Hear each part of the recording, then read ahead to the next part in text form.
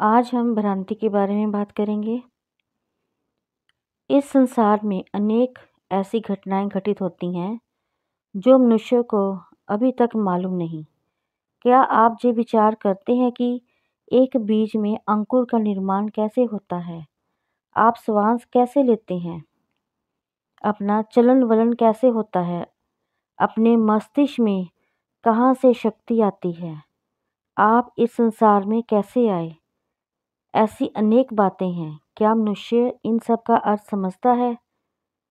आप कहते हैं कि पृथ्वी में गुरुत्वाकर्षण की शक्ति है, लेकिन ये कहाँ से आई? ऐसी बहुत सी बातें हैं जो अभी तक मालूम नहीं है।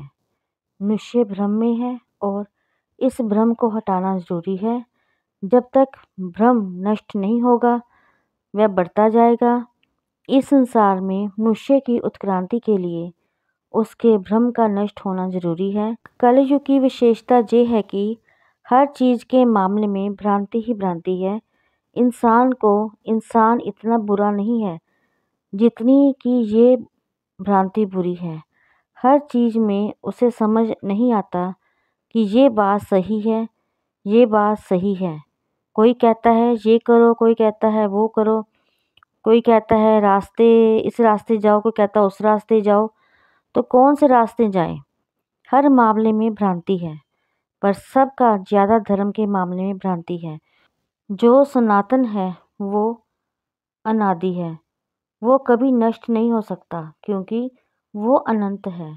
लेकिन जो तत्व है वह सनातन है और जिसका नाम ब्रह्म तत्व है।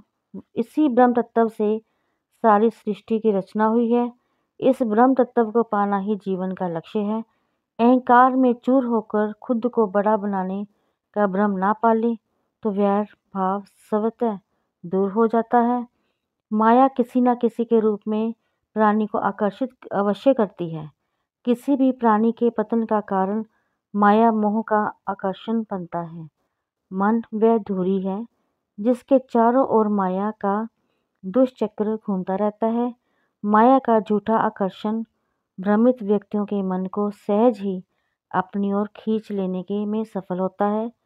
मन की इस चंचल व इच्छाओं के कारण ही जीव में कई पाप कर्म होते हैं।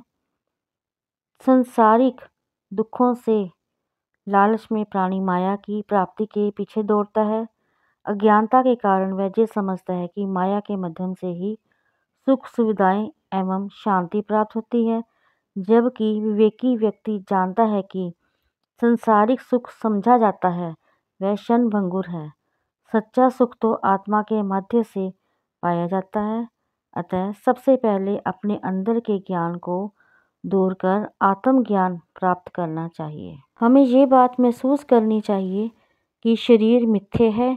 यद्यपि इस अवस्था तक आना कठिन है, परंतु शनै शनै जब इस मिथ्यापन को देख लिया जाए तो सहज में ही ये सत्य स्थापित हो जाएगा। मिथ्या विचार ब्रह्म वस्तुओं के स्वरूप है। इसके अतिरिक्त व्यक्ति अपने लिए ऐसा बंधन बना लेता है जैसे मेरा शरीर एवं मन स्वस्थ होना चाहिए। इस प्रकार मिथ्या संबंध जैसे ये मेरे पिता हैं, ये मेरी माँ है, ये मेरा भाई है। मानव अत्यंत प्रेम के साथ इन मिथ्या चीज़ों को पकड़ लेता है। दृढ़ विश्वास से हृदयपूर्वक यद्य को अस्वीकार करेंगे तो शुद्ध रूप से आत्मा का साक्षात्कार हो जाएगा।